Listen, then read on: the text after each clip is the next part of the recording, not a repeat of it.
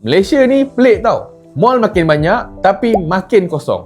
Nampak luar macam Dubai, masuk dalam macam zombie apocalypse. Masuk mana-mana mall kat KL sekarang, bawah memang hidup. Tapi naik je tingkat 2, tingkat 3, senyap sepi. Yang ada cuma bunyi kipas dan iko kasut sendiri.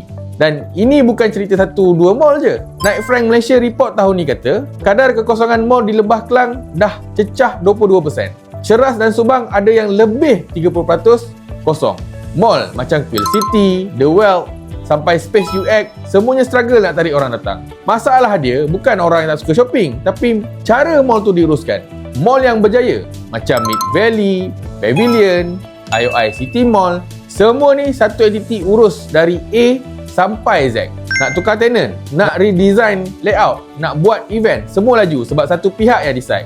Tapi banyak mall lain, diorang jual lot kedai kepada individu sebab nak cepat pulang modal. Kononnya pandai minimize risk, tapi realitinya jadi strata retail disaster. Satu nak ubah layout, tapi seorang lagi tak setuju. Habis semua beku.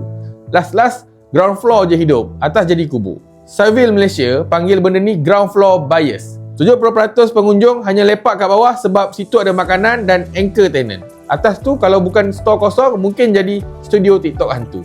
Nak bina mall ni senang, tapi nak hidupkan mall tu susah gila. Mall yang berjaya bukan sebab besar ataupun lantai dia berkilat, tapi sebab pengurusan dia faham cara tarik manusia, bukannya hiasan. Sekarang Malaysia dah ada lebih 700 shopping mall. Tapi kalau trend ni berterusan, kita bukan ada retail paradise, tapi kita akan ada museum mall mewah yang kosong.